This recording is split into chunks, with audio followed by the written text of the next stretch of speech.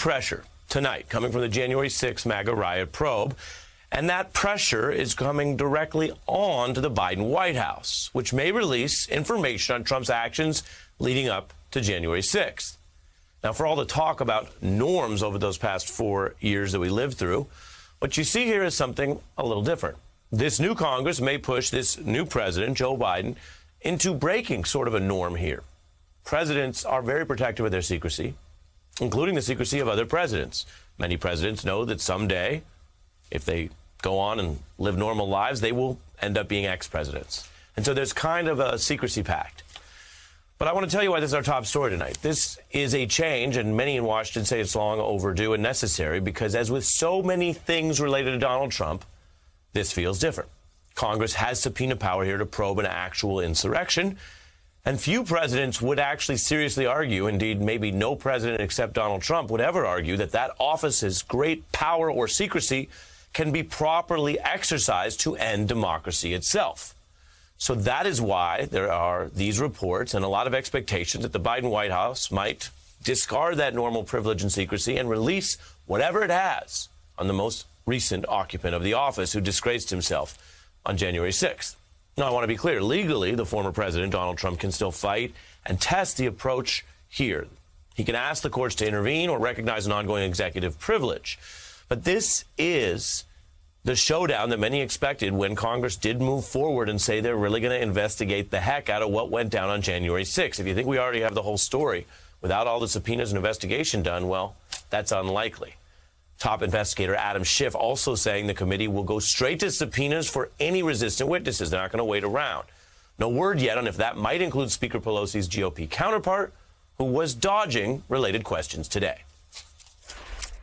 How will you respond to that subpoena, and are you advising your fellow members of Congress that could face subpoenas as to how they should respond? You know, I haven't received any subpoena, but it just goes to show this is more about politics than anything else. Not exactly an answer, but there are answers from many other powerful parts of the government. 7 different federal agencies have responded or cooperated with committee demands for evidence on this issue. Meanwhile, there's new reporting that shows how Donald Trump's failed endgame also overlapped with the very operative who shaped his 2016 campaign. I'm talking about the formerly indicted and then pardoned operative Steve Bannon. He, we're learning, saw the big lie not as necessarily a way to keep Donald Trump in power. Bannon knows how government works. He maybe didn't see a way that was just going to magically end an election. But Bannon says he did see this as kind of a cynical way to just undercut Biden's future legitimacy. So something that wouldn't work to keep Trump in power would still work to undercut the next guy. Steve Bannon over at the Willard Hotel, we need to kill the Biden presidency in the crib. That was the phrase based on our reporting in that conversation. Yeah, because of his legitimacy. Let's look at the Economist poll. The Economist, not the War Room, not Revolver, the Economist. 42% of the American people, 42% of the American people think that Biden did not win the presidency legitimately. It killed itself. Or did it? Now, look, some of this may, to be real, sound like the same old fake, tough, studio gangster talk from discredited MAGA figures. And I get that. And you may say, well, what are we talking about? Or why is this the news? Because some of that does just reek of the past. Here's why this matters. Here's why you have to keep an eye on this as a citizen, as a civic matter. I'm not talking about partisan politics. I'm talking about whether we continue to function as a democracy, because there are some really important, disturbing new signs that the Republican Party's future will remain linked to these attacks on democracy, even reinforcing them. Take this report that I want you to know about tonight. Nonpartisan, Reuters, the wire service. They have this special report where they looked at all of these elections in key battleground states for the future that I'm talking about. And they found that in upcoming races for the powerful, pivotal state jobs overseeing elections, the majority of Republican candidates running are still publicly on record in denial about Trump's loss, about the results of the very kinds of elections they are running to oversee. 10 out of 15 Secretary of State candidates there in battleground states on the Republican side wrongly claiming that the last election was either stolen from Trump or some further investigation is needed. Those are the people who could be in power deciding whether to honor election results or try tricks to overturn them. Donald Trump's effort to overthrow the results was sloppy, tardy, disorganized. But across Republican Party leadership, the response has not been to put that sloppy, failed embarrassment behind them, or to say that was the past, or to say that was just him. This was not necessarily automatically predictable last November, or even on January 6th, when you had sort of the grassroots rage. This is the elite leadership of the modern Republican Party, and its response has been to try to prepare and ready a more organized long-term framework to overturn future elections. With the blueprint, the propaganda, and even, as I just showed you, these candidates all running in plain sight.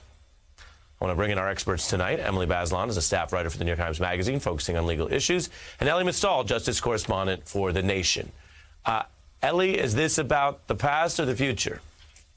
So it's entirely about the future. Look, in apartheid South Africa, they didn't let the black people vote. Why? Because if they let black people vote, the white people wouldn't have stayed in power. As we saw when apartheid was over, as soon as black people were able to vote, the white people weren't able to stay in power.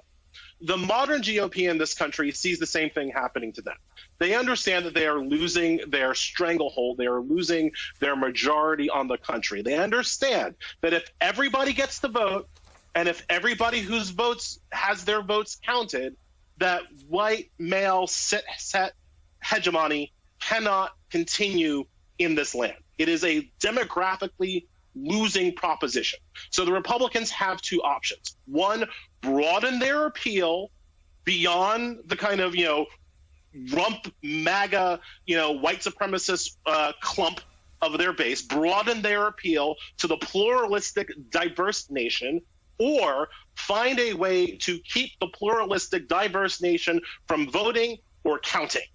So we already have states doing everything they can to suppress the vote of non-white citizens. And again, this is their argument. That's not me saying it. This is Republicans saying it in court. When they are challenged about this in court, they tell the judges that the reason they do this is to depress the minority vote, and that should somehow be legal. So we already have states trying to suppress the minority vote, but then this is that's the wedge. Here's the fat end. And the fat end is that even if you do try to vote, we're going to put in place a system with which we can use to discount that vote. That is the Republican strategy at this point.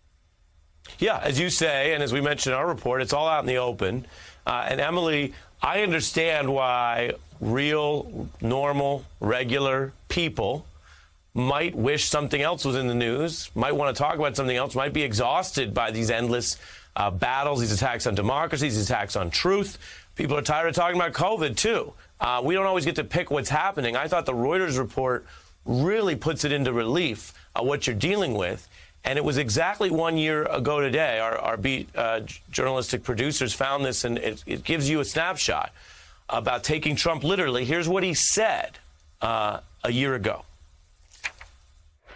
Will you commit to making sure that there is a peaceful transferal of power after the election? Well, we're going to have to see what happens. You know that I've been complaining very strongly about the ballots, and the ballots are a disaster. I understand that, but people are rioting. Do you commit to making sure that there's a peaceful transferal of power? We want to get rid of the ballots, and we'll have a very peaceful. There won't be a transfer, frankly. There'll be a continuation. Emily? Right. So to connect this to some of the points that Ellie was making and to the Reuters report about state secretaries of state, those are the officials who held the line in November 2020. They made sure that the votes were properly counted. It was a remarkably clean and well-conducted election, given all the circumstances, COVID, all the mail-in ballots, increase of rates of mail-in ballots in states, and of course, this kind of hovering threat of whether Trump would respect the results or not. If those secretaries of state had been partisan hacks, the whole outcome might be different.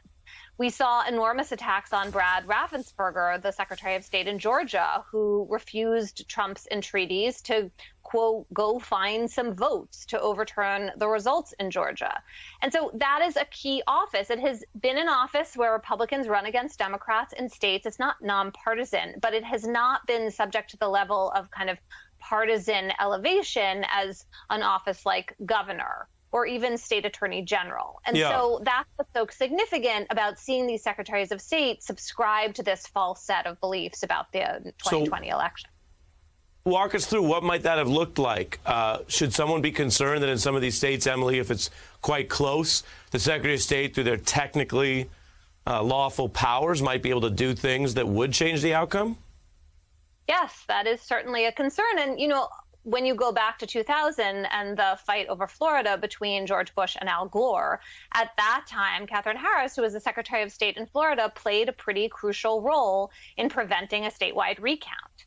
And that's an important history lesson to remember as we go forward and talk about how vulnerable our system remains to some kind of trickery after an election. This is something that Congress could fix. They could make sure, they have the power to make sure that there are stronger protections for a vote being conducted and those results being properly protected and respected. We don't have a good system in place. We have a kind of shoddy law from the 1870s that we should improve.